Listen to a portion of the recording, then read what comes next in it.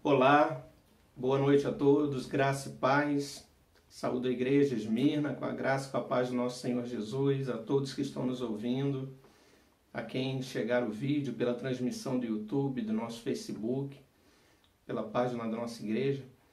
Que Deus abençoe a todos, queridos. Muito bom podermos estar aqui gravando os atos litúrgicos para que cada família, cada lar esteja cultuando a Deus em seus lares, individual ou em família. Então, louvado seja o nome do nosso Deus por mais essa rica oportunidade que temos de cultuá-lo.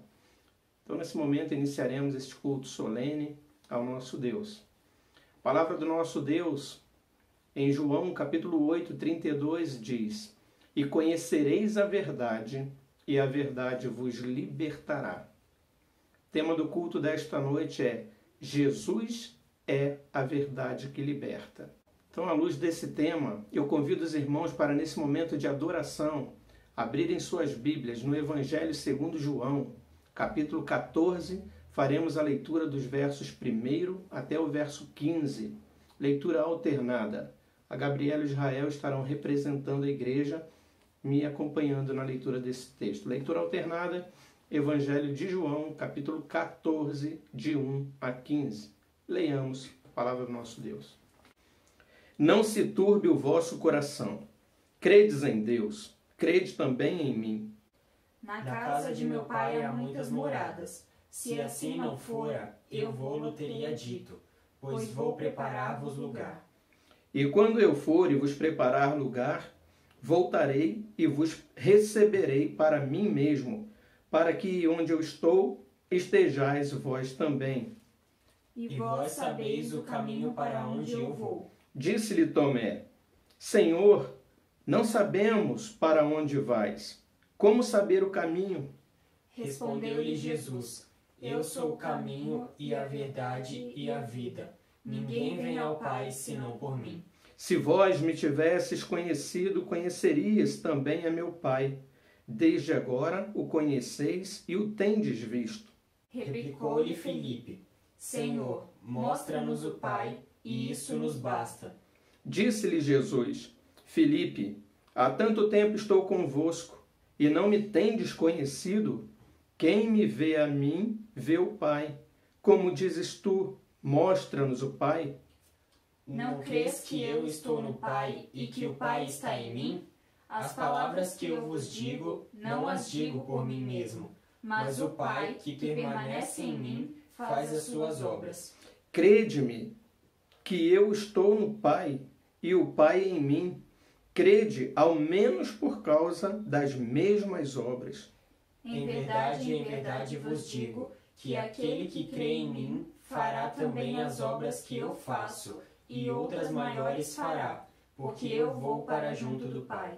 E tudo quanto pedirdes em meu nome, isso farei, a fim de que o Pai seja glorificado no Filho. Se me pedirdes alguma coisa em meu nome, eu o farei. Se me amais, guardareis os meus mandamentos. Ainda em adoração, vamos ter uma palavra de oração ao Senhor, e eu convido Israel para nos conduzir nesta oração de adoração.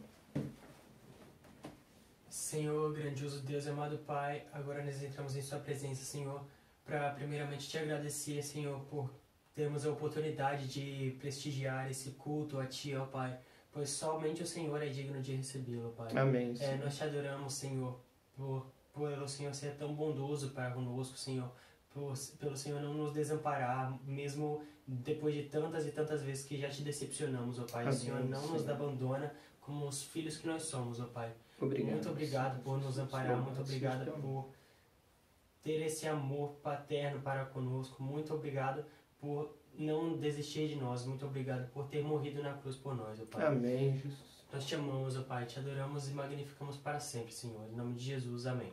Amém. Ainda em adoração ao nosso Deus, vamos louvar ao Senhor, entoar a Ele o hino Achei um Bom Amigo, hino número 113 do nosso Inário Novo Cântico. Adoremos ao Senhor com este hino.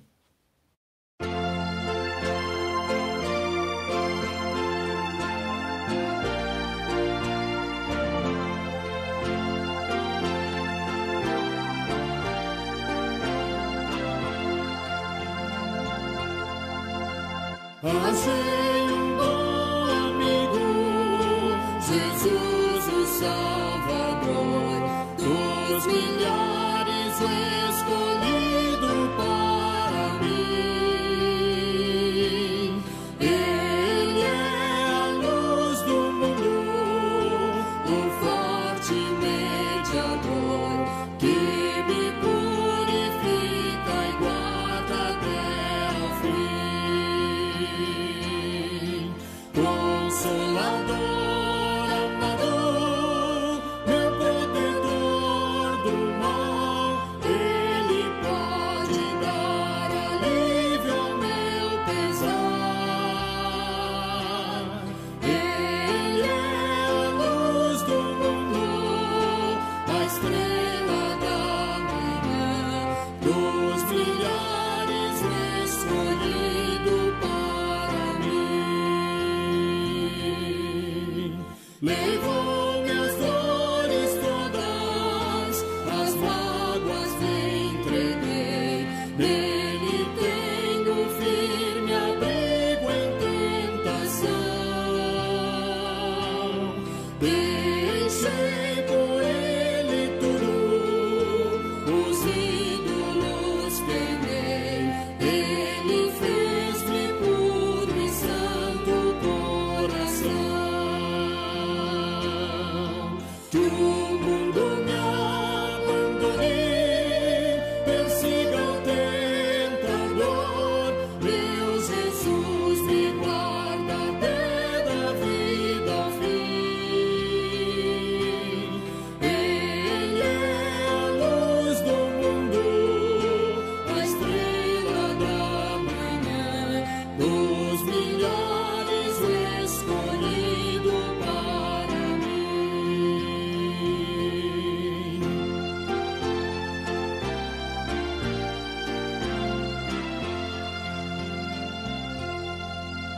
Jamais me desamparará, nem me abandonará. Ser fiel, obediente, aqui viver. Está sempre a meu lado e me protegerá, até quando face a face eu possa ver. Então ao céu subirei, na glória eu me verei, com Jesus meu Salvador morando enfim. Ele é a luz do mundo, a estrela da manhã, dos milhares escolhido para mim.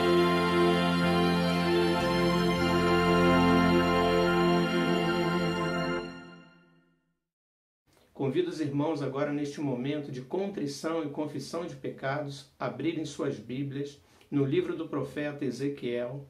Faremos a leitura no capítulo 18, dos versos de 1 a 13. Profeta Ezequiel, capítulo 18, de 1 a 13. Leitura alternada também. Leiamos. Veio a mim a palavra do Senhor dizendo: Que tendes vós, vós que, acerca da terra de Israel, proferis este provérbio, dizendo: Os pais comeram uvas verdes, e os dentes dos filhos é que se embutaram?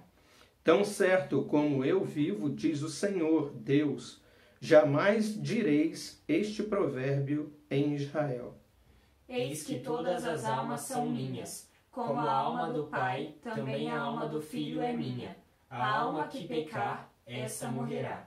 Sendo, pois, o homem justo e fazendo juízo e justiça, Não comendo carne sacrificada nos altos, nem levantando os olhos para os ídolos da casa de Israel, nem contaminando a mulher do seu próximo, nem se chegando à mulher na sua menstruação, não oprimindo a ninguém, tornando ao devedor a coisa penhorada, não roubando, dando o seu pão ao faminto e cobrindo ao nu com vestes, não dando o seu dinheiro à usura, não recebendo juros, desviando a sua mão da injustiça e fazendo verdadeiro juízo entre homem e homem, andando nos seus estatutos, guardando os meus juízos e procedendo retamente, o tal justo certamente viverá, diz o Senhor Deus.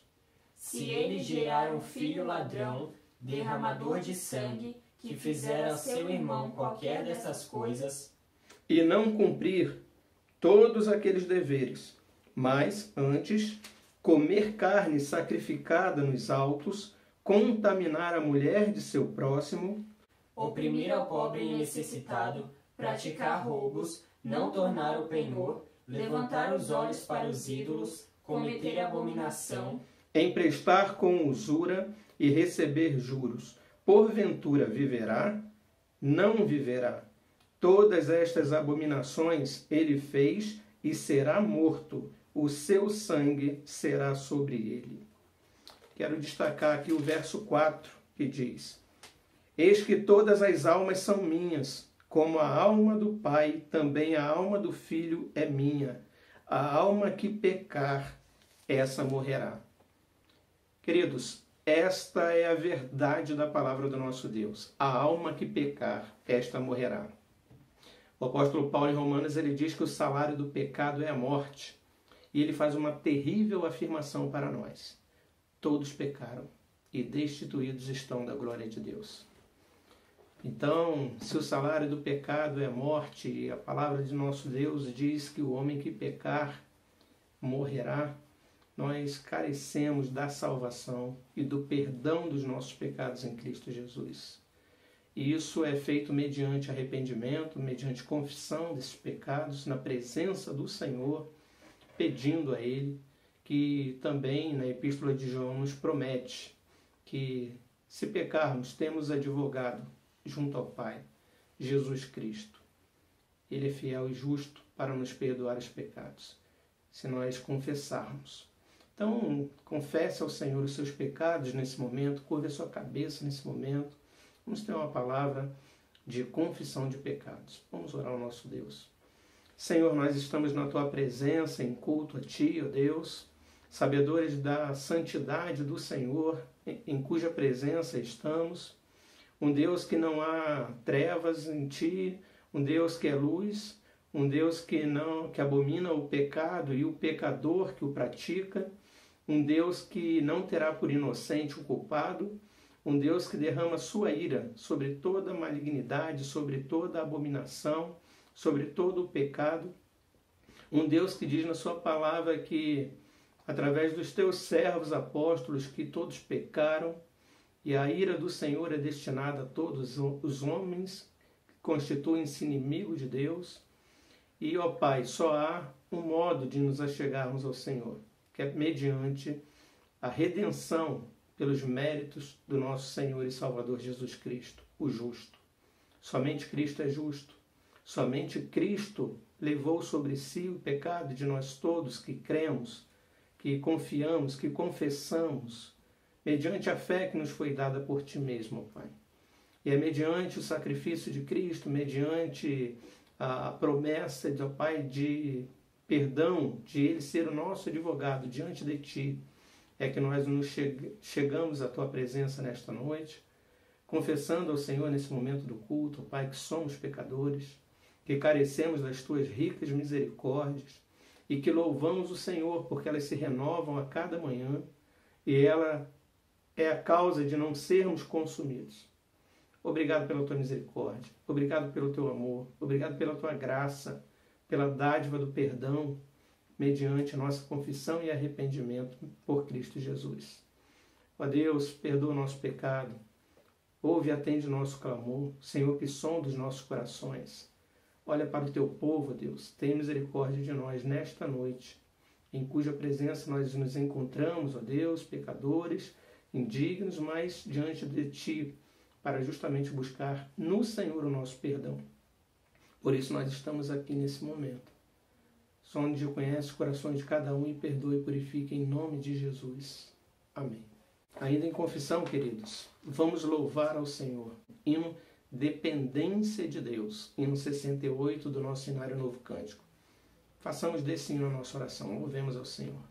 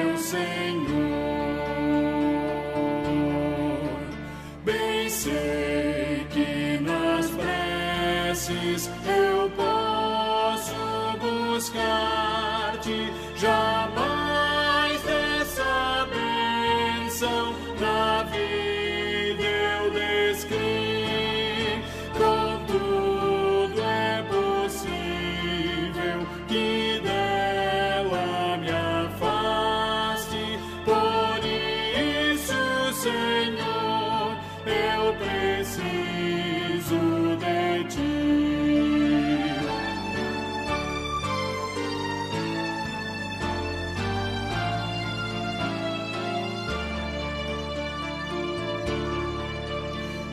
Esforços da terra, precário destino, empenho dos homens, riqueza o que for, não valem a bênção do reino divino. Por isso eu preciso de ti, meu Senhor. Amém.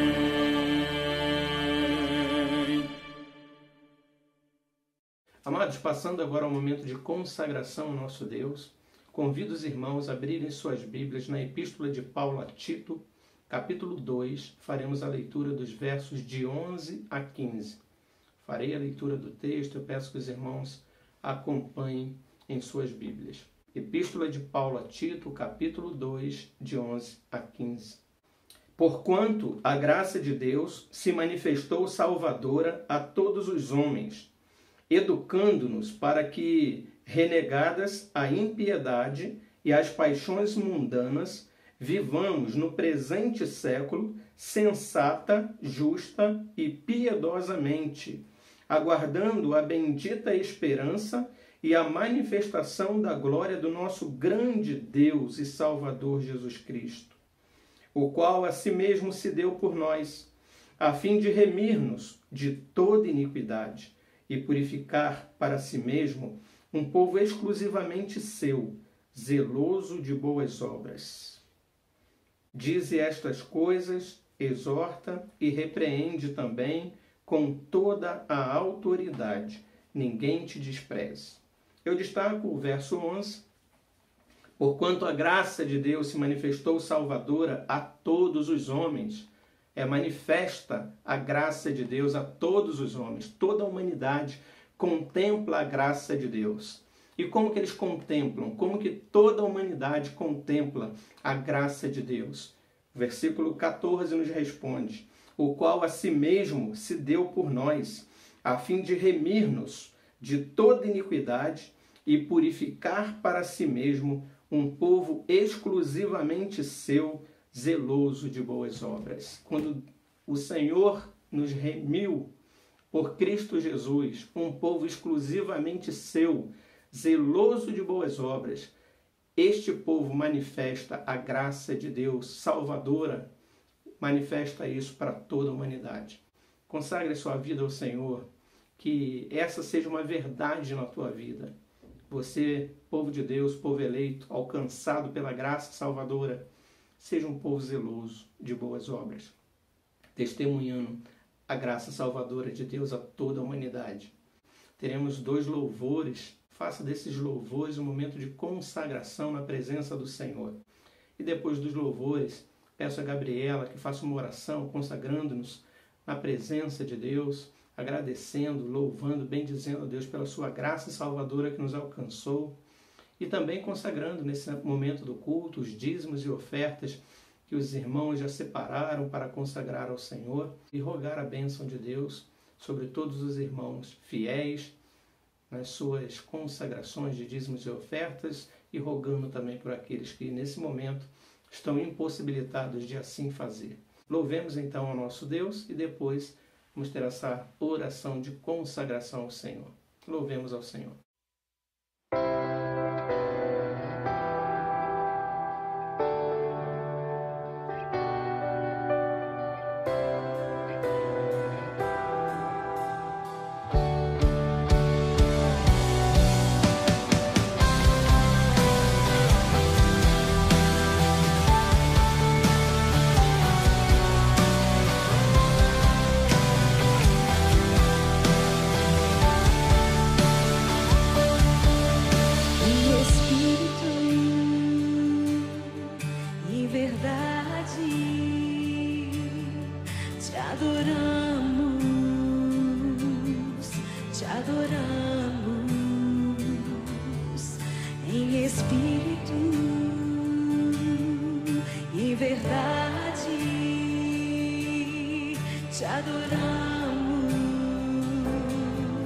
Te adoramos,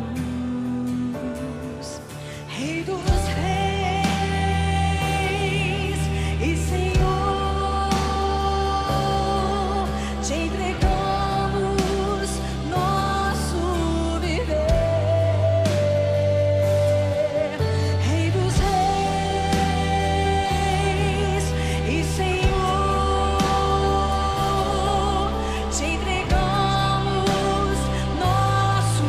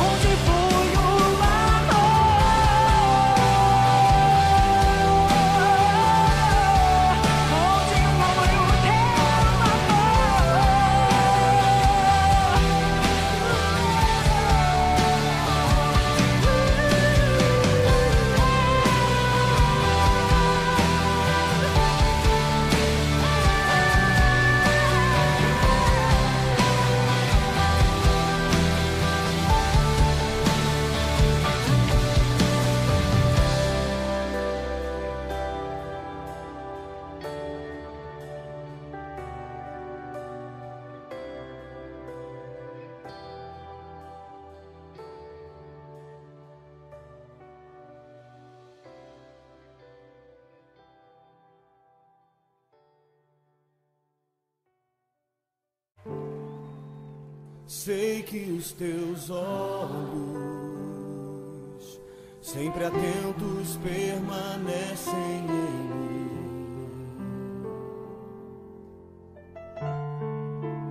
E os teus ouvidos estão sensíveis para ouvir meu clamor. Posso até chorar, mas a alegria vem de manhã.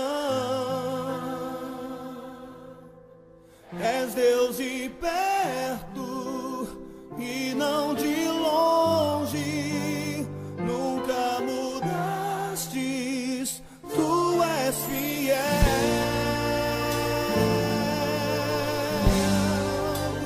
Deus de aliança, Deus de promessas, Deus que não é homem pra mentir.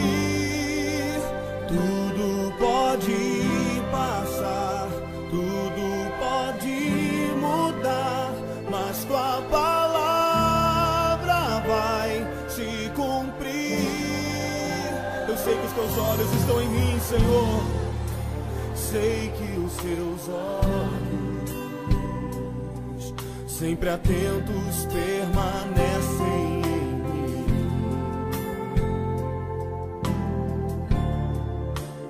E os teus ouvidos estão sensíveis para ouvir meu clamor. Posso até chorar,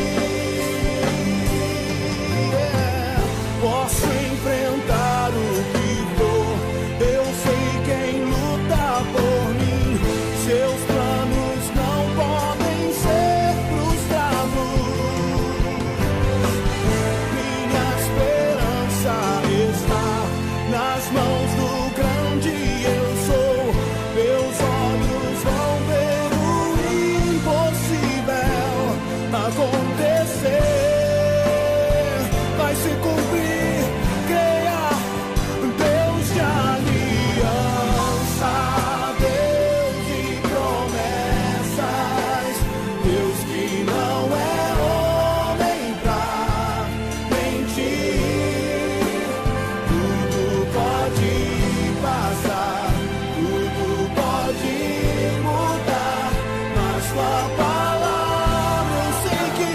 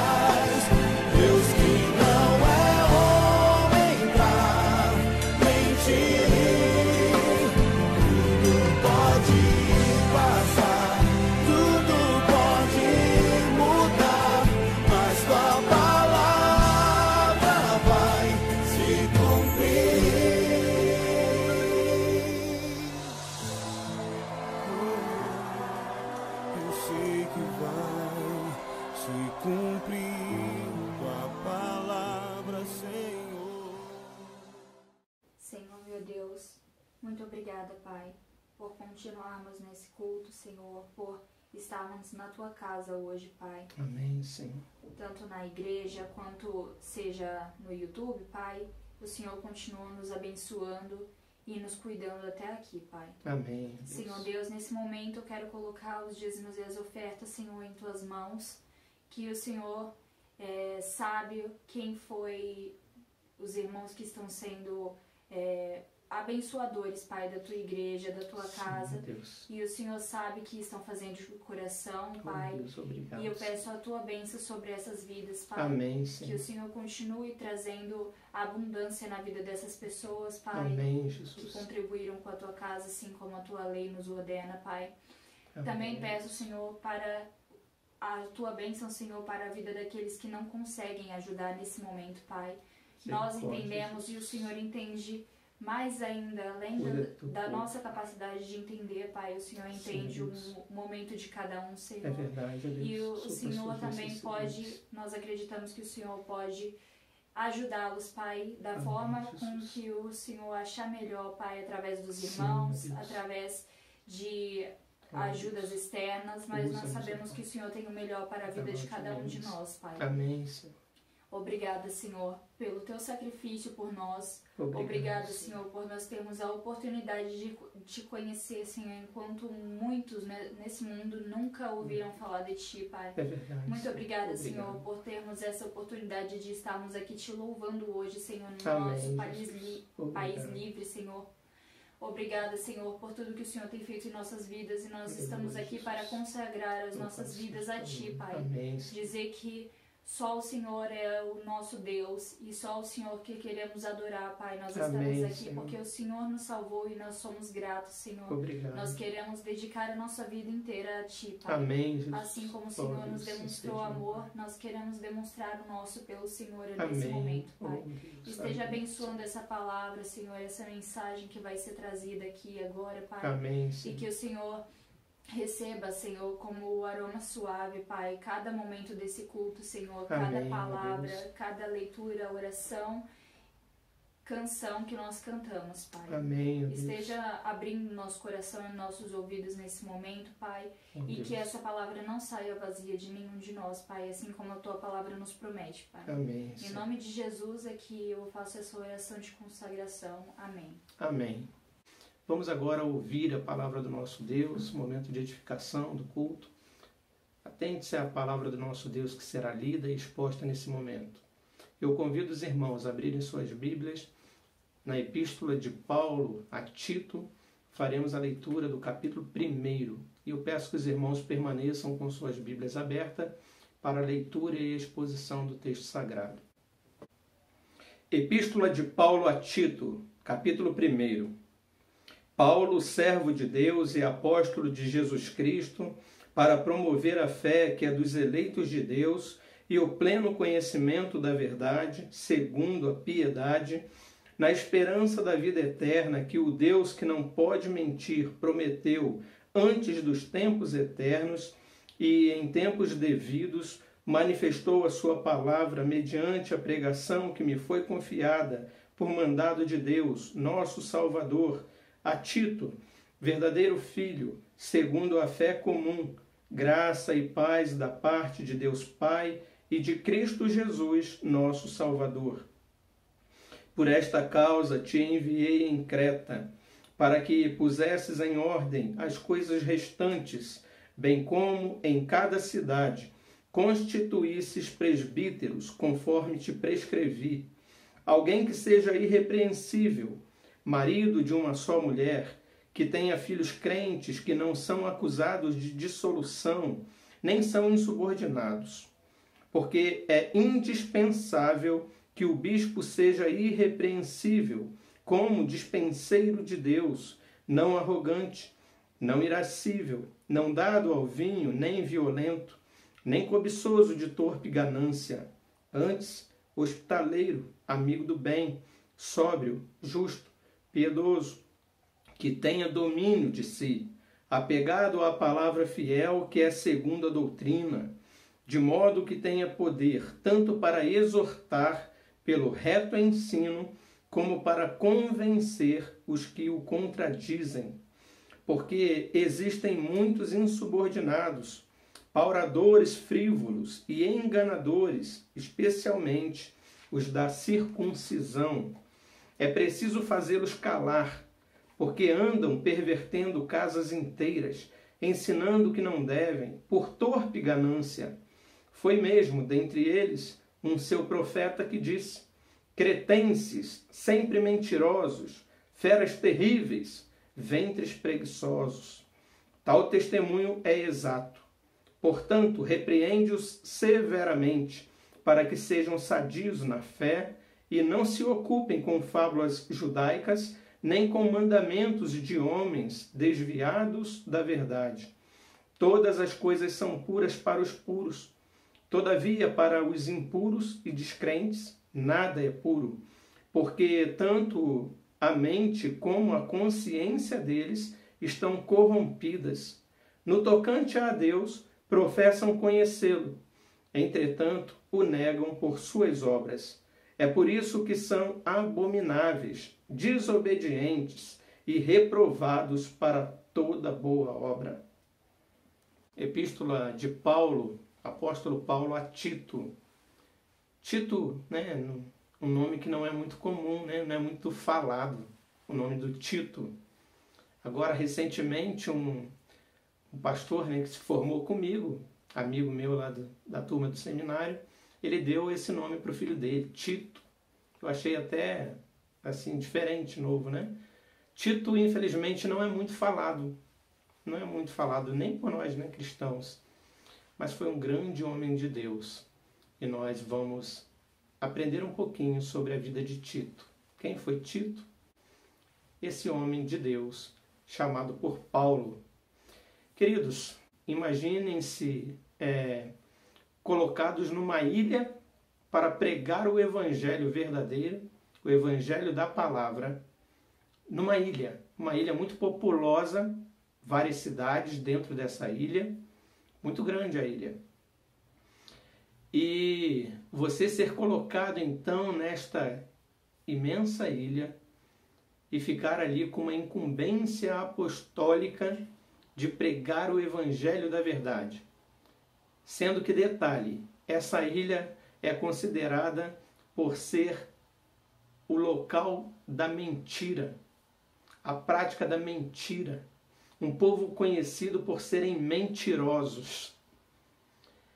E não apenas isso, um povo extremamente idólatra, aonde nasce a mitologia grega. É a terra de Zeus, é a terra de Minotauro, é a terra das deusas, é a terra da profanação total do único e soberano Deus.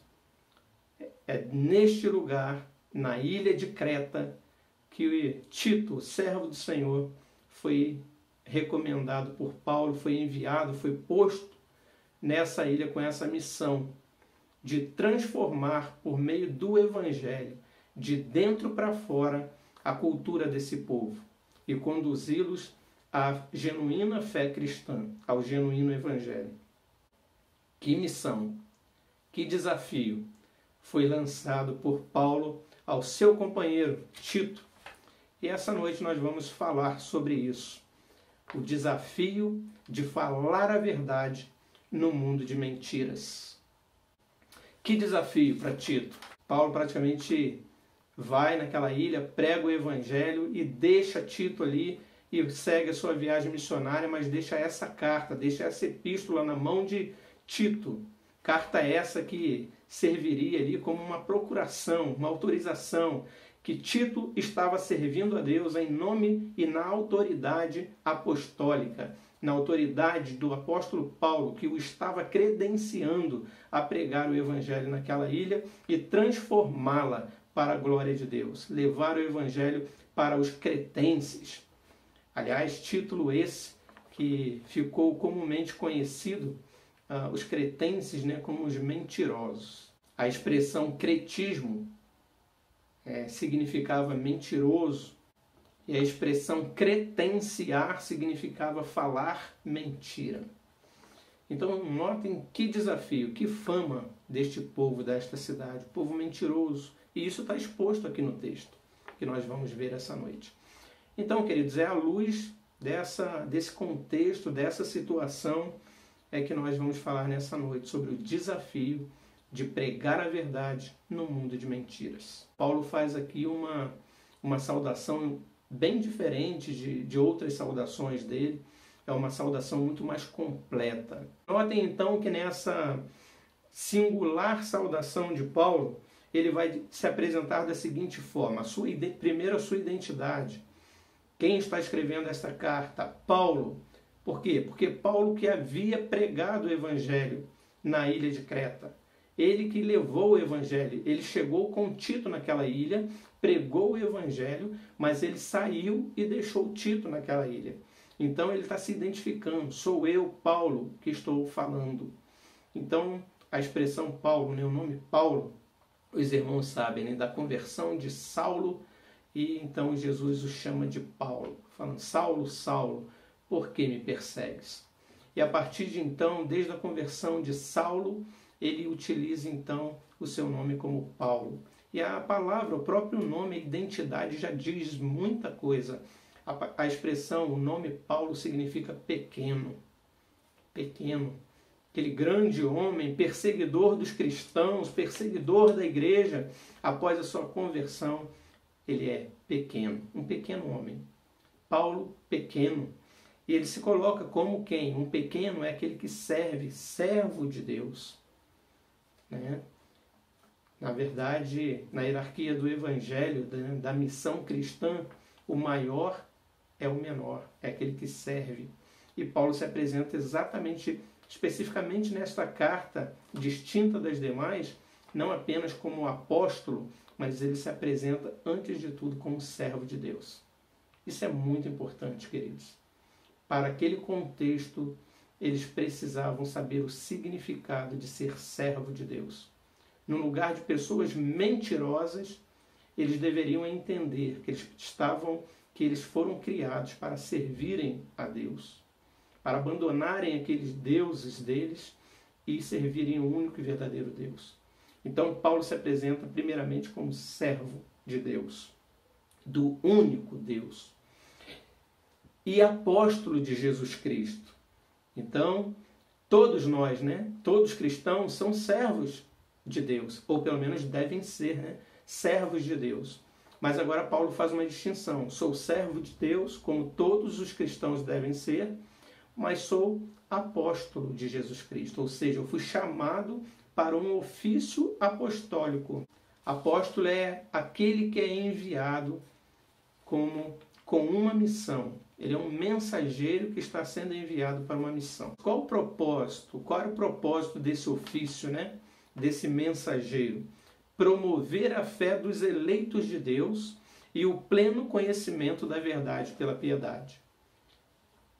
Então, qual era a missão? Qual era o propósito desse apóstolo? Promover a fé dos eleitos de Deus e o pleno conhecimento da verdade pela piedade. Notem que Paulo, ele tinha plena convicção. Aliás, ele que sistematiza o processo da salvação, como ele se dá, e isso também é colocado depois pelos demais apóstolos, mas Paulo é o personagem que mais tem uma teologia sistemática, que ele coloca como é a sistemática da salvação, como que ela se dá. Então Paulo ele tem a plena convicção que nessa missão ele não estava ali para pregar o evangelho para a conversão de todos. Então ele deixa bem claro, ele era apóstolo, ele era o mensageiro com uma missão de promover a fé a quem? Aos eleitos. Muito claro isso, ele não tinha a falsa ilusão que ele ia converter todo mundo. Ele sabia que a fé seria promovida, Deus utilizando ele como mensageiro, mas para um povo específico, para os eleitos de Deus. E o pleno conhecimento da verdade, era essa a missão de Paulo. Numa cidade conhecida pela mentira, ele está ali para levar o pleno conhecimento da verdade. Não era metade, não. É o pleno conhecimento da verdade. Pela piedade. ou seja, pelo serviço da pregação do Evangelho, né, que é o objetivo. Ele vai dizer que por meio da fé dos eleitos e do pleno conhecimento da verdade pela piedade, tivessem esperança da vida eterna, que o Deus que não pode mentir, Paulo vai falar, vocês são conhecidos como o povo da mentira. E os deuses, né, as diversidades de deuses que vocês têm são falsos, são mentirosos. Eu venho aqui para apresentar para vocês o pleno conhecimento da verdade, de um único Deus que não pode mentir. Esse Deus que não mente prometeu antes dos tempos eternos e em tempos devidos manifestou a sua palavra. Então vejam que a missão de Paulo era levar uma mensagem de uma verdade plena, de esperança de vida eterna, promover a fé dos eleitos, pelo pleno conhecimento da verdade, que promove a fé, que promove a esperança da vida eterna, baseada num Deus que não mente, num Deus que não pode mentir. E Paulo vai apresentar também um método que ele utilizaria para fazer isso, mediante a pregação que lhe foi confiada por mandado de Deus, nosso Salvador. O que Paulo utilizaria para levar o pleno conhecimento da verdade e a esperança da vida eterna para aquele povo, sob a autoridade de um Deus que não pode mentir? Ele levaria por meio da pregação da palavra de Deus, única e exclusivamente. O único método utilizado e apresentado pelo apóstolo é que esse evangelho chegaria via Tito por meio da pregação da palavra, que lhe foi confiada por mandado de Deus, nosso Salvador. Mas quem era Tito? Então, Paulo está destinando essa carta a Tito. E como eu disse, não é um personagem muito conhecido nosso, não falamos muito em Tito. 2 Coríntios, capítulo 7, versículo 5. Porque chegando nós à Macedônia, Paulo está falando, quem era nós? Era ele, era Timóteo, era Silvano, provavelmente. Então, Paulo vai dizer, chegando nós à Macedônia, nenhum alívio tivemos. Pelo contrário, em tudo fomos atribulados, lutas por fora, temores por dentro. Versículo 6. Porém, Deus, que conforta os abatidos, nos consolou com a chegada de Tito. Versículo 13. Foi por isso que nos sentimos confortados. Então, a gente vê que Tito levou conforto para Paulo. E acima desta nossa consolação, muito mais nos alegramos pelo contentamento de Tito, cujo espírito foi recreado por todos vós. Então, nessa viagem missionária, Paulo chega à Macedônia para pregar o evangelho na igreja de Filipos, na igreja de Éfeso, Tessalônica, enfim, na região da Macedônia. E ele chega então para pregar o evangelho ali, e ele diz que ele foi muito atribulado. Ele só foi confortado pela graça de Deus que enviou Tito. Então, Tito foi um conforto no meio de tanto problema, no meio de tanta adversidade. Então, provavelmente aqui foi o momento que Paulo conheceu Tito.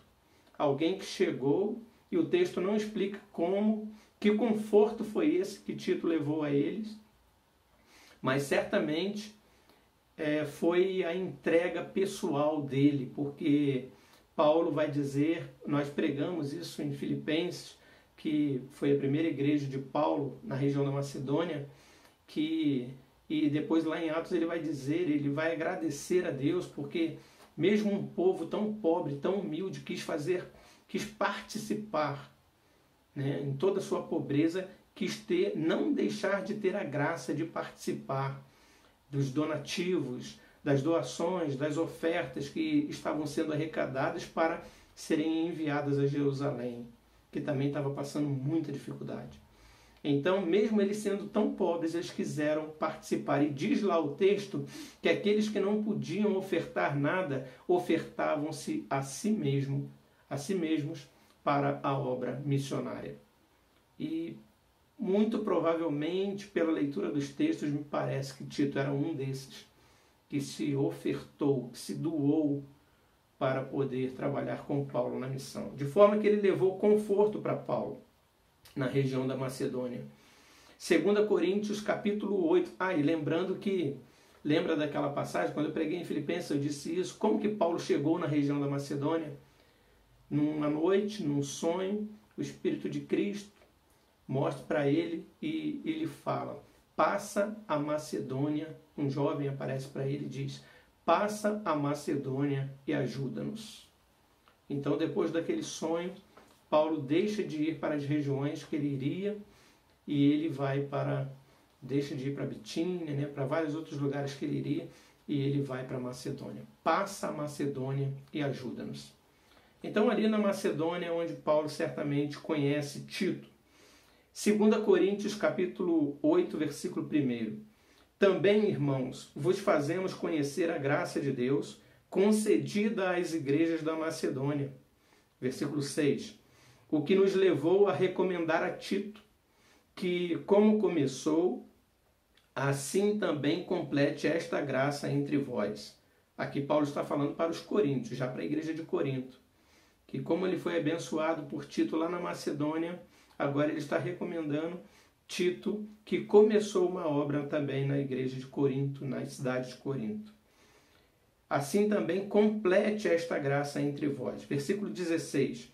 Mas graças a Deus que pôs no coração de Tito a mesma solicitude por amor de vós, coríntios. Naquela época, daquele problema que estava acontecendo muito grande, que Paulo escreve para a igreja de Corinto, repreendendo, ele envia ali, pelo que o texto está dizendo aqui, certamente Tito foi um desses servos enviados para Corinto para ajudar ali naquele momento. Versículo 17. Porque atendeu ao nosso apelo e, mostrando-se mais cuidadoso, partiu voluntariamente para vós outros. Versículo 23. Aí Paulo faz aqui uma bela declaração em relação a Tito. Quanto a Tito, é meu companheiro e cooperador convosco. Igreja de Corinto. É meu companheiro e cooperador convosco. Então, a gente percebe aqui que Paulo tem Tito em grande consideração, em grande estima, meu companheiro. E ele vai dizer ainda muito mais. Olha o que ele diz em Gálatas capítulo 2, versículo de 1 a 3, último texto. 14 anos depois dessa viagem missionária de Paulo pela Macedônia, passando pelos Coríntios, para a cidade de Corinto, 14 anos depois, subi outra vez a Jerusalém com Barnabé, levando também a Tito. Então agora Paulo leva Tito lá para Jerusalém, né? Conheceu Tito na Macedônia, Tito se tornou companheiro dele nessas viagens e agora ele vai para Jerusalém encontrar com os apóstolos, levando também Tito. Subi em obediência a uma revelação e lhes expus o evangelho que prego entre os gentios. Contudo, lá para frente ele vai dizer, contudo, nem mesmo Tito, que estava comigo, sendo grego, foi constrangido a circuncidar-se. Então, Paulo vai para Jerusalém, porque ele teve uma revelação que ele deveria ir para Jerusalém, e ele leva consigo a Tito, para mostrar para eles que o evangelho que ele pregava entre os gentios, e o testemunho era que Tito era companheiro dele de missão, de viagem, e nem Tito, sendo grego, foi constrangido a se circuncidar.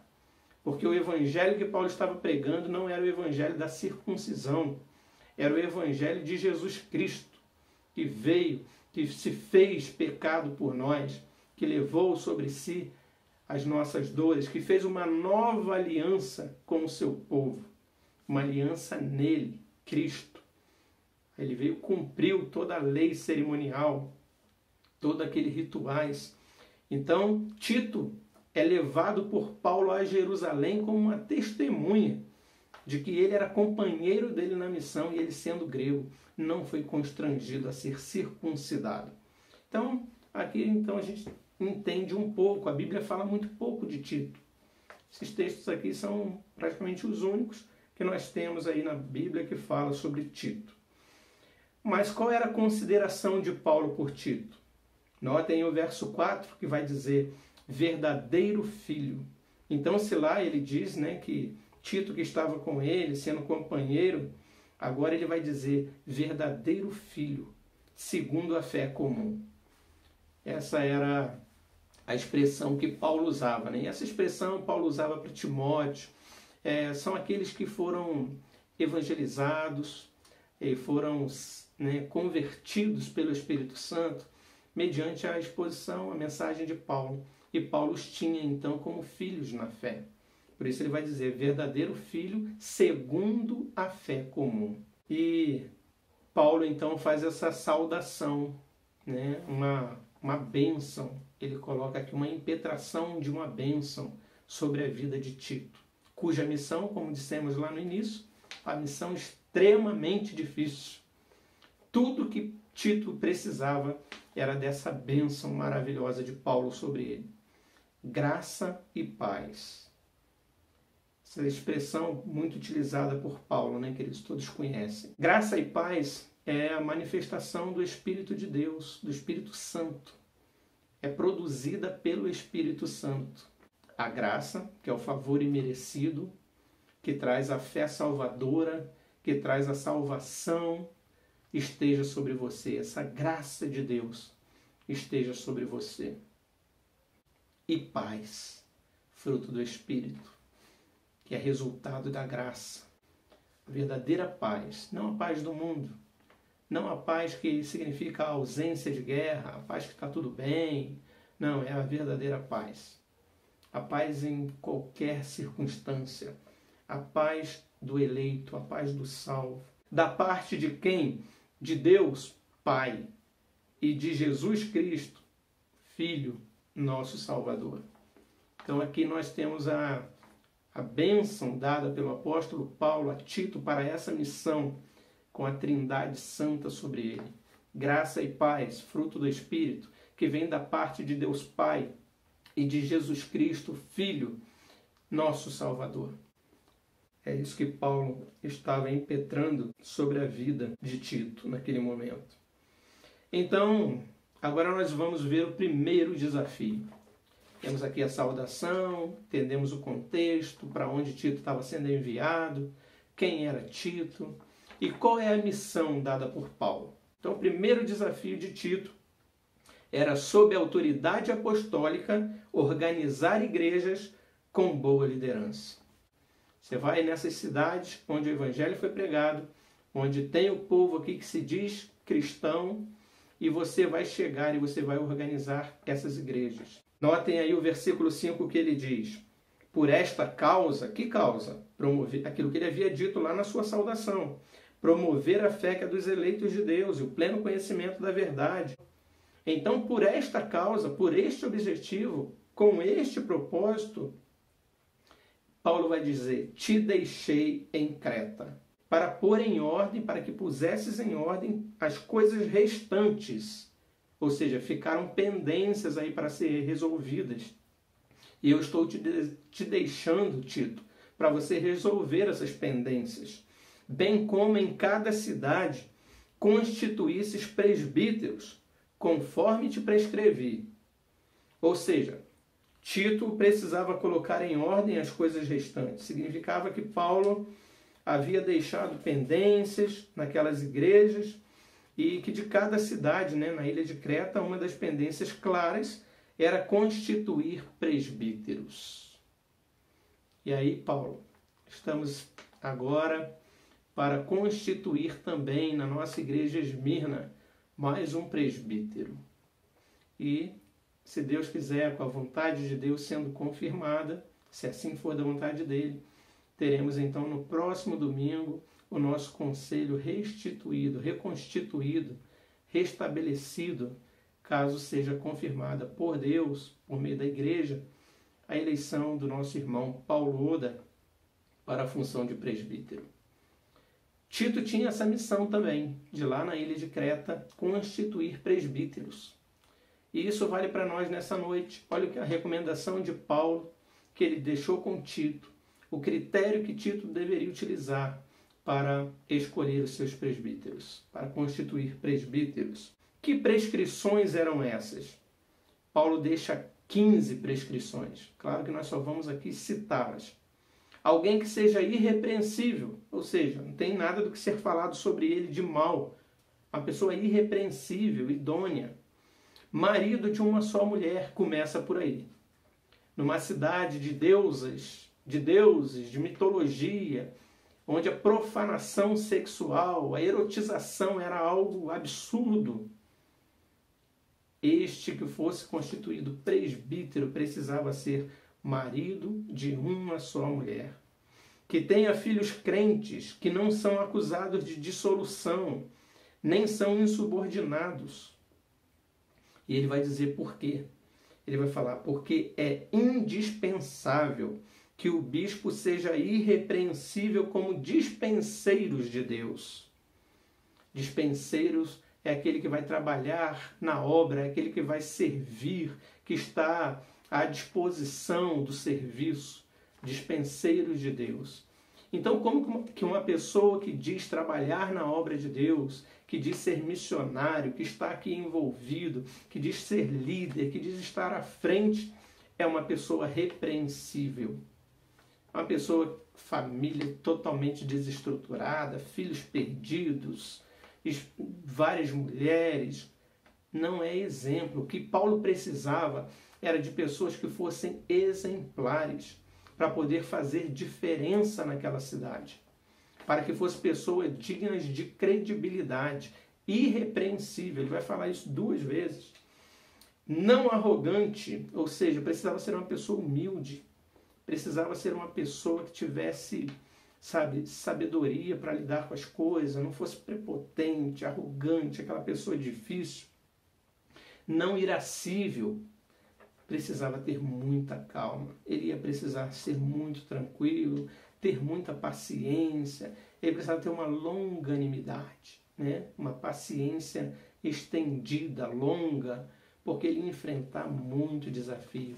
E era um desafio indigesto, não dado ao vinho. Tudo que um líder, naquela situação específica, então, ainda mais, precisava ter a sobriedade. É lógico que isso é exigido de todos. Como que uma pessoa vai liderar se ela é dada ao vinho, ela está perdida, embriagada, não sabe nem o que está falando? Então, num lugar onde isso era uma prática absurda, todo esse tipo de satisfações, né? de orgias, de bebedeiras, de tudo mais, não dado ao vinho, nem violento, pessoa pacífica, nem cobiçoso de torpe ganância, porque a gente vai ver mais para frente que era isso que estava acontecendo com eles ali, aqueles falsos mestres, aquelas pessoas faziam tudo por torpe ganância, que significa que eles faziam qualquer coisa para ter vantagem, para ter lucro, né, para ter vantagens financeiras. Torpe ganância. Antes, o que era o requisito desse presbítero? Hospitaleiro. A gente tem um grande exemplo de Cristo, né? Como Cristo era hospitaleiro, como que Cristo hospedava os seus apóstolos, os seus discípulos na sua casa, recebia todos na sua casa, ficava aquela aglomeração de pessoas, porque queriam estar perto dele, queria ouvir dele, estar com ele. Então essa é uma característica, viu, irmãos? Muito importante para toda a liderança da igreja, né? Pastores, presbíteros, precisamos ser acessíveis. A porta da nossa casa precisa estar aberta para receber os irmãos, para caminharmos juntos. Coisa terrível, queridos, é quando o pastor, o presbítero, vive isolado da igreja, não dá acesso para as pessoas, a casa dele tem quase ali um guarda na porta para que ninguém entre, difícil acesso, não, tem que ser acessível, hospitaleiro, amigo do bem, sóbrio, né? A ideia aqui é de estar com o juízo perfeito para ser justo, né? Justo para que possa julgar com sobriedade. analisando perfeitamente, piedoso, né, praticando toda a piedade, tudo aquilo que a palavra de Deus ensina, colocar em prática, exercer, né, ajuda ao próximo, todas as coisas, que tenha domínio de si. Falamos aqui no estudo de sexta-feira, né, sobre o domínio próprio. Isso é importantíssimo para o presbítero, precisa ter domínio de si. Precisa ser uma pessoa controlável. Precisa ser uma pessoa que você sabe o que vai esperar dela. Que ela não vai se descontrolar. Que ela vai ser sempre uma postura controlada, né? E não perdida. E por último, apegado à palavra fiel, que é segundo a doutrina. Ou seja, apegado à palavra fiel. Ele tem como única regra de fé e prática a palavra de Deus. Ou seja, ele vive segundo a doutrina. Nem um tio a mais, nem um tio a menos. Ele é apegado à palavra fiel. Tem a Bíblia como única regra de fé e prática realmente. E prega somente ela.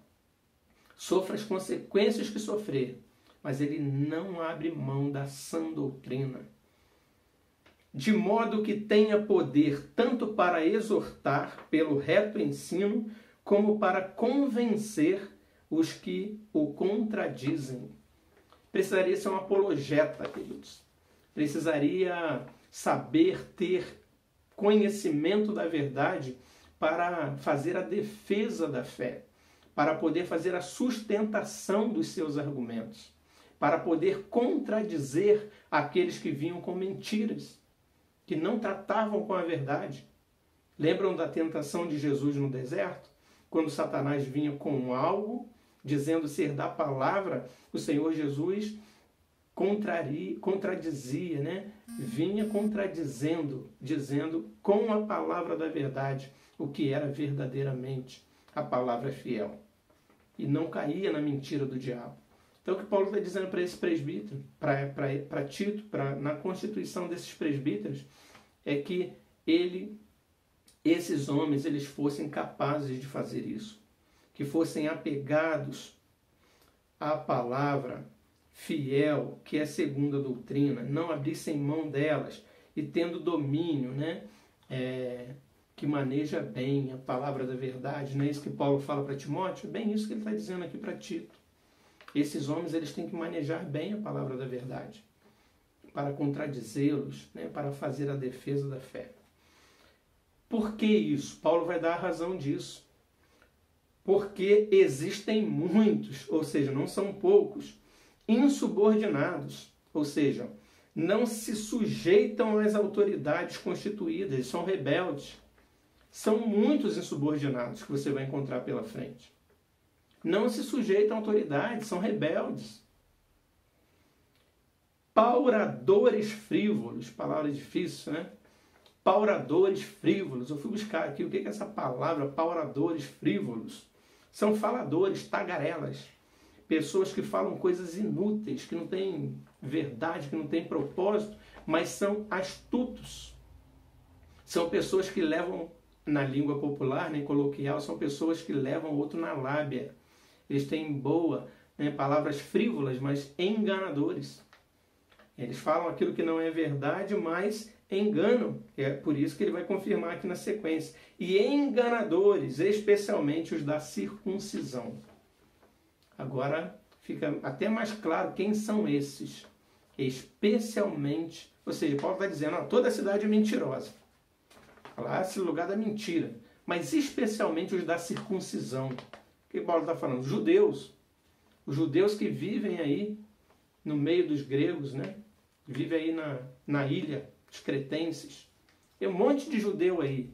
E eles são adeptos lá da circuncisão, não largaram ainda a lei, a circuncisão. E esses são os mais mentirosos, esses aí são os pauradores frívolos, que enganam a muitos. Eles ficam falando aí mentiras, né? Viviam sob a lei sacrificial ainda. Então esse era o primeiro desafio.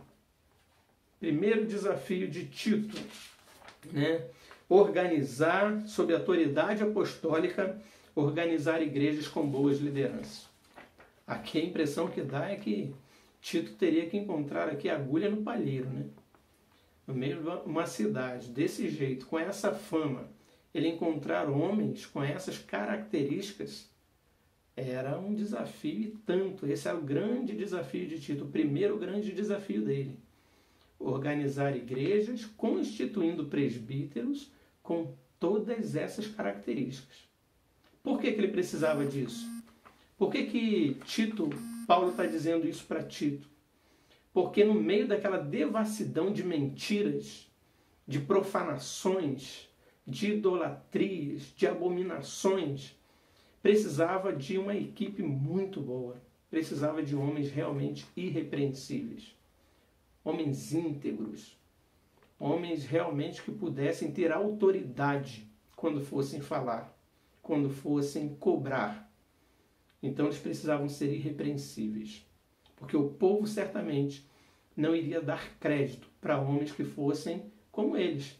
Devassos, arrogantes, frívolos, avarentos, enfim, beberrões, mentirosos, não teriam autoridade para falar do Evangelho da verdade. Segundo lugar, segundo desafio, desconstruir as heresias dos falsos mestres e falsas doutrinas. Então, primeiro ele tinha que estabelecer presbíteros, organizar igrejas.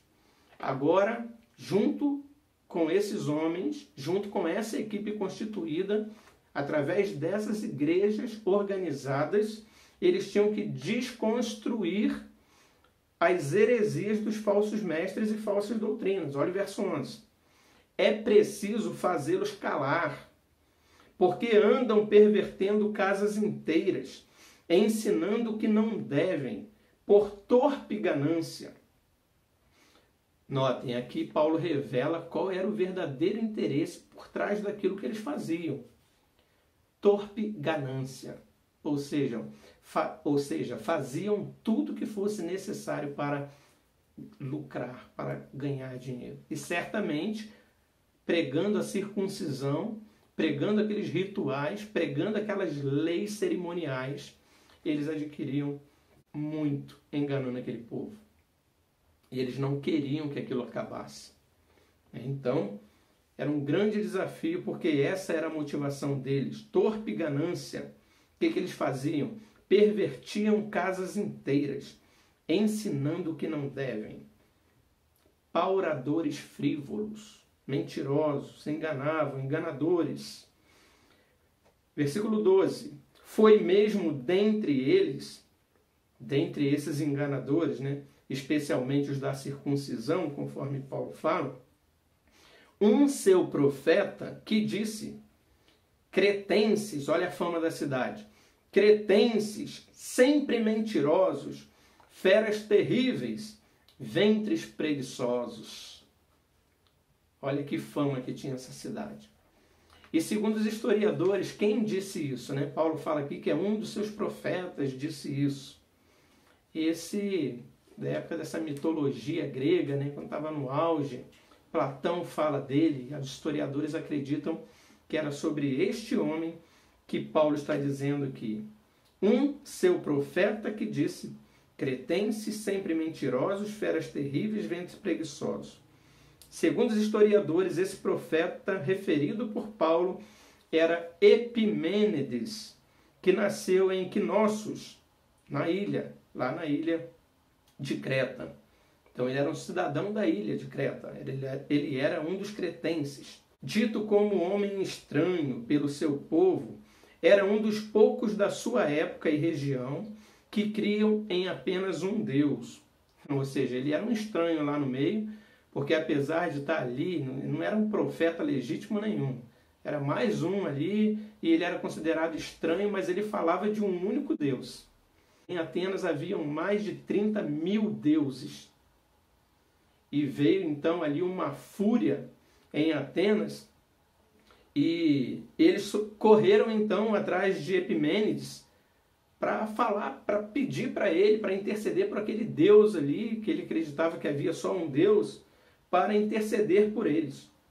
Então ele falou: pegou lá diversas ovelhas, falou, coloca essas ovelhas aí no alto do Areópago, e elas vão descer do Areópago, e elas vão para um lugar que ali deve ser invocado esse Deus. O Deus, o local onde esse Deus queria ser adorado. E aí, então, num ato místico, as ovelhas descem do Areópago e andam até um local onde não havia nenhum tipo de idolatria. Deve ter sido muito difícil, mas essas ovelhas encontraram um lugar lá que não havia nenhum tipo de idolatria. E então ali ficou famoso, conhecido, né? Eles levantaram um altar naquele local. Como não sabiam o nome desse Deus, o mando de Epimênides taxaram-no como o famoso Deus desconhecido. Descrito lá em Atos, capítulo 17, 23. Então notem, queridos, a gente conhece bem essa passagem, né, descrita lá em Atos, que Paulo chega e prega o evangelho para eles a partir daquele Deus desconhecido. Vocês conhecem esse Deus? Não, não conhecemos.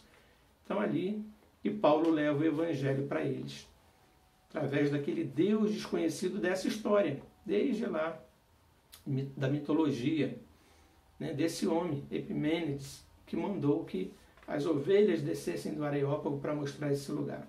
Lá estava o altar ao Deus desconhecido e Paulo começa então a sua missão por ali e prega o evangelho e depois ele sai e ele deixa Tito para terminar essa obra, constituir presbíteros, organizar a igreja e então nesse segundo desafio desconstruir as heresias dos falsos mestres e essas falsas doutrinas que estavam enganando casas inteiras. E por último, o terceiro desafio era transformar esses falsos mestres em verdadeiros crentes. Que desafio de Tito! Ele não apenas devia desconstruir as mentiras e pregar o evangelho da verdade. O objetivo de Paulo é que aqueles homens hereges, falsos mestres, se tornassem verdadeiros crentes. O objetivo não era só desmenti-los, era desconstruir tudo que eles falavam e fazer com que eles se convertessem, né? Se caso fossem eleitos, para o verdadeiro evangelho. Então, queridos, aqui também a gente aprende uma coisa muito importante, viu? A apologética, né? Desconstruir mentiras, heresias com a verdade do evangelho e ter essa capacidade de manejar bem a palavra de Deus, ela não deve visar apenas o dizer que eu sei, que eu conheço. Não, ela deve ser feita com amor. Por isso que precisava de todas aquelas características.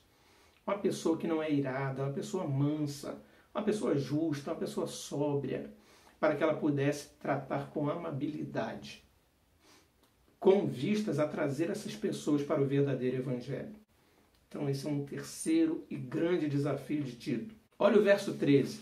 Tal testemunho é exato. Ou seja, o que Paulo está confirmando para Tito? Aquilo que Epimênides falou é verdade mesmo.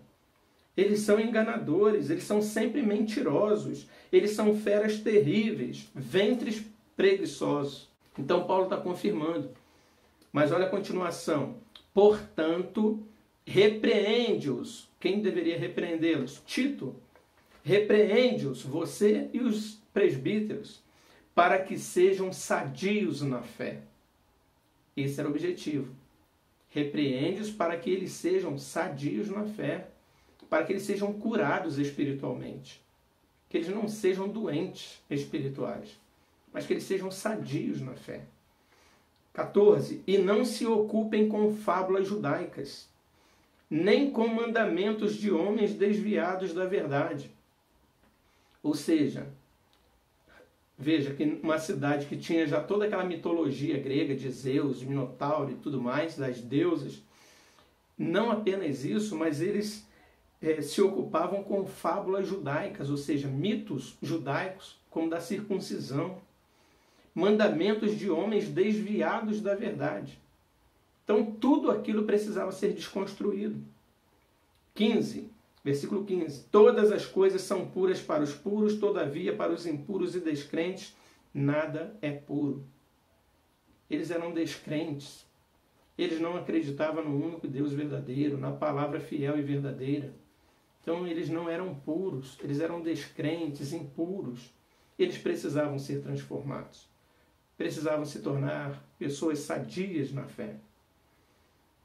E Paulo vai explicar por quê. Porque tanto a mente como a consciência deles estão corrompidas. Esse é o motivo deles não serem sadios na fé. Tanto a mente, né, a razão, a capacidade de raciocinar, de discernir, como a consciência, né, o discernimento do que é certo, do que é errado, estão corrompidos. A mente está cauterizada. É isso que Paulo está querendo dizer. A mente deles estão cauterizadas, estão corrompidos, já perderam o senso do que é certo, do que é errado, do que é verdade, do que é mentira, do que é justo, do que é injusto. Muito parecido com a nossa realidade hoje, né, queridos? Por isso o desafio de pregar a verdade num mundo de mentiras, mentes cauterizadas, já não sabem mais o que é certo, o que é errado. Que desafio para que sejam sadios na fé. Versículo 16, queridos, por fim. No tocante a Deus, professam conhecê-lo, entretanto o negam por suas obras. É por isso que são abomináveis, desobedientes e reprovados para toda boa obra. Por que eles são abomináveis e reprovados para toda boa obra? E aqui, entenda-se, boa obra é a pregação do evangelho genuíno. É trabalhar na obra verdadeira, de pregação do genuíno e verdadeiro e puro evangelho. Por que eles são abomináveis e reprováveis para essa boa obra? O texto declarou claramente. Porque no tocante a Deus, professam conhecê-lo, entretanto negam por suas obras. Ou seja, é essa indiferença estatística que nós temos hoje. Mundaréu de gente que se diz cristã, ou seja, diz conhecer a Deus, mas negam pelas suas obras. A obra que praticam não condiz com a fé que diz que tem, ou com o conhecimento de Deus que diz ter. Então, a fé ela tem que resultar em obras que condigam com a fé que diz professar. E eles não faziam isso. Diziam crer em Deus, mas praticavam aquilo que Deus dizia que era abominável. Como nós temos visto isso hoje, queridos? Esse momento de ideologias, de campanhas, de debates, de discutir tudo que acontece, se é justo, se é injusto, se é verdade, se é mentira. Como nós temos visto isso? Pessoas que dizem conhecer a Deus, defendendo pautas do diabo. Repito, pessoas que dizem conhecer a Deus, defendendo pautas do diabo, do inferno, do pai da mentira. Pessoas que defendem todo tipo de heresia, de idolatrias, de ideologias diabólicas. E dizem ser cristãs. E justificam seus argumentos, as suas ações com a pseudo-bondade, com a pseudo-empatia, com a pseudo-amor ao próximo. Queridos, pecado deve ser abominado, porque Deus abomina o pecado, e não somente o pecado, o pecador que o pratica. Se você ama de verdade o teu próximo, pregue a verdade do Evangelho, do genuíno Evangelho, da lei perfeita, lei da verdade, da palavra de Deus, como única regra de fé e prática, que é capaz de transformar aquela pessoa da injustiça para a justiça, da heresia para a retidão. Somente a palavra de Deus tem esse poder. Insta a tempo e a fora de tempo, pregue a verdade. Porque Deus procura verdadeiros adoradores, que o adorem em espírito e em verdade, que preguem, proclamam a verdade. Queridos, tomem cuidado nesses dias, para que sejam encontrados irrepreensíveis diante da palavra de Deus, que dominem bem a palavra da verdade. Cuidado com o testemunho que tem sido dado. Cuidado com o testemunho que tem sido praticado. A palavra de Deus diz que o mundo não ama aquele que não é seu. Vós não sois do mundo, por isso o mundo vos odeia. Se você não está sendo perseguido, se você não está sendo criticado nessa geração corrupta que nós estamos vivendo, adúltera que nós estamos vivendo, se você não está fazendo diferença por pregar a verdade e ser contrariado porque os ouvidos não aceitam a sã doutrina, significa que você não está pregando o verdadeiro evangelho, queridos. Precisamos pregar o verdadeiro evangelho. Crente de hoje é crente perseguido. O verdadeiro cristão hoje é cristão perseguido. Não tem como você, nessa geração perversa e corrupta, adúltera, herética, abominável, um crente hoje não ser perseguido. Se não estiver sendo, é porque você não está pregando o evangelho, está ficando calado, omisso. E o pecado ele não se dá só pela ação, ele se dá pela omissão. Ide por todo mundo, pregai o evangelho a toda criatura. Fazei discípulos de todas as nações, batizando-os em nome do Pai, do Filho e do Espírito Santo, ou seja, levando-os à conversão, ao batismo, ao arrependimento. Se você não está fazendo isso, ou não está sendo confrontado por isso, significa que ou você está sendo omisso, ou está sendo conivente com as heresias que estão sendo pregadas. A igreja cristã hoje é uma igreja perseguida. E eu termino com essa conclusão de qual era a grande mentira dos que se diziam crentes naquela ilha. Professavam conhecer a Deus, entretanto as suas obras diziam o contrário. Por isso Paulo os chama de abomináveis e reprovados para toda boa obra. Não seja encontrado reprovado para a boa obra do Evangelho. Seja obreiro que maneja bem a palavra da verdade. Obreiro preparado, pronto para convencer, para contradizer a mentira com a verdade. O desafio dado por Paulo a Tito era de transformar esses hereges em crentes. E se nós falamos no capítulo 1, especificamente para os líderes, para a instituição de presbíteros, depois os irmãos leiam. A carta de Paulo a Tito é muito pequena, só tem mais 2 capítulos aqui. Nós vimos hoje o 1º capítulo de forma integral, inteira. Mas depois os irmãos leiam.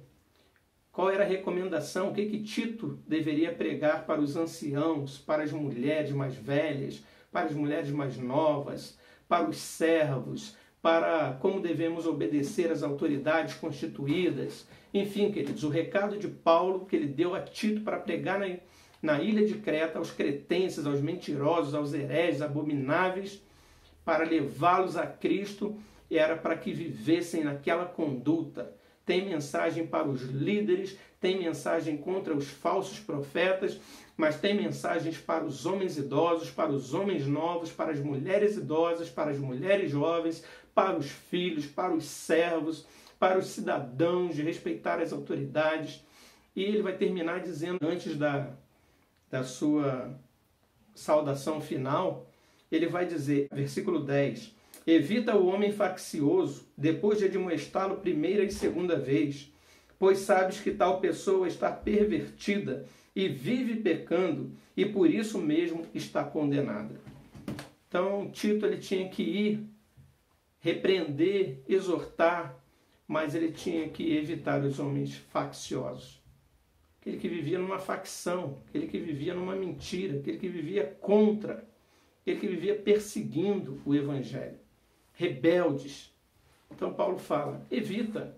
Falou, repreendeu 1 a 2 vezes, não aceitou.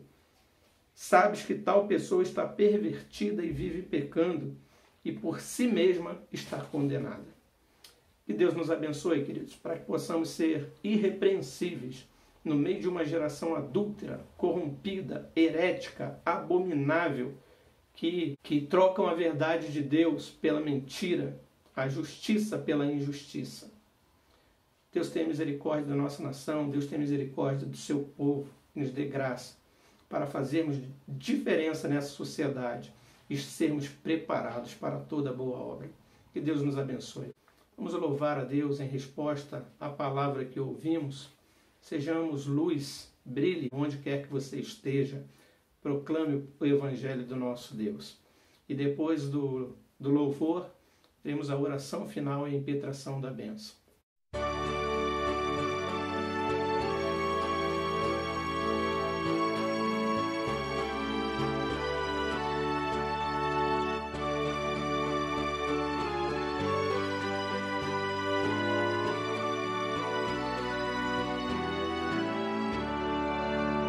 Não somente ao se fazer trabalho singular, é mistério agir com muito ardor, mas as coisas mais humildes a executar, deves fazê-las com fervor. Brilhar no meio do teu viver, brilhar no meio do teu viver, pois talvez algum aflito possa socorrer, brilhar no meio do teu viver.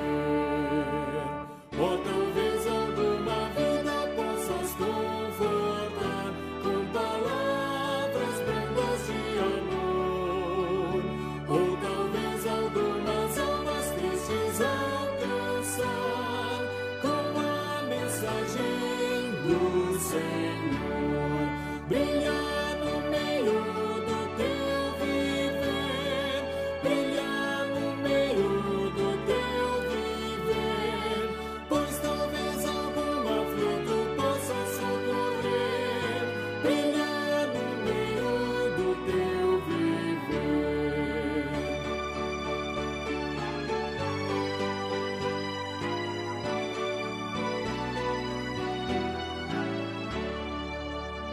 Por maior que venha a ser o teu esforço aqui, por mais firme a tua devoção, quantas almas ainda jazem ao redor de ti, na mais total escuridão.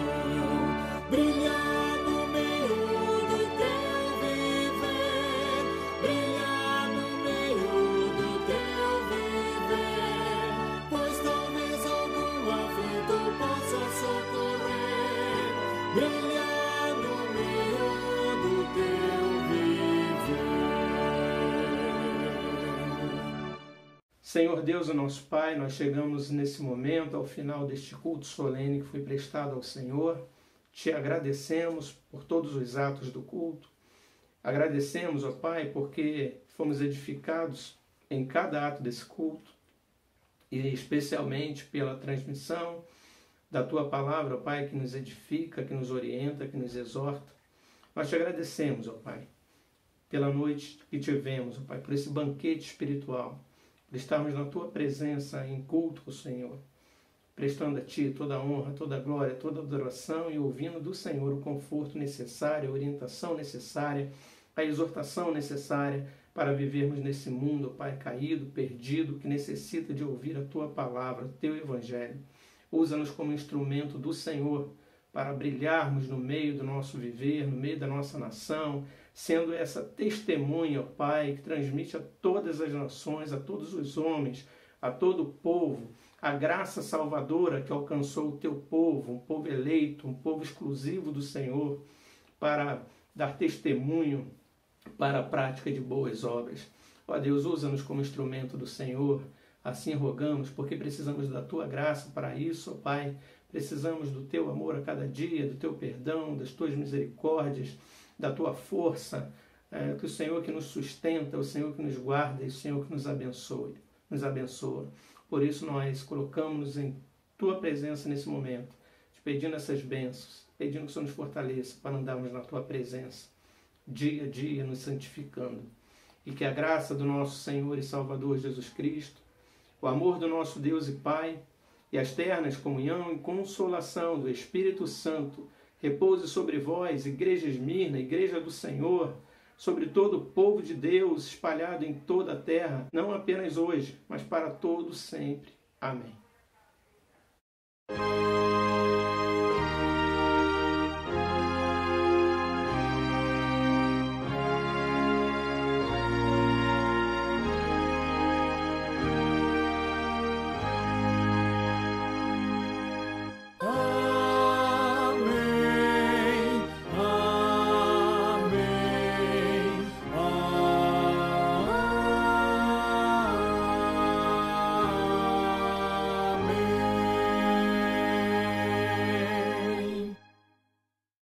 Amados, assim está encerrado o culto nesta noite.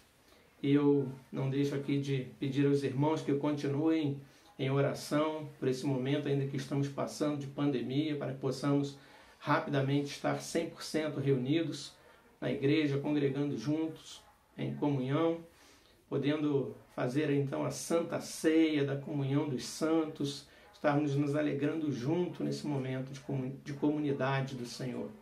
Peço que os irmãos continuem em oração nesse propósito, orem pelo nosso país, pelos que estão acometidos dessa Covid-19, dessa pandemia, que Deus cure, essa é a nossa oração, sempre pela cura, que Deus cure aqueles que estão acometidos dessa doença nesse momento, mas que, sobretudo, que seja feita a vontade do Senhor, que ela é perfeita, ela é boa, perfeita e agradável, e o Senhor tem propósito em tudo, na vida e na morte.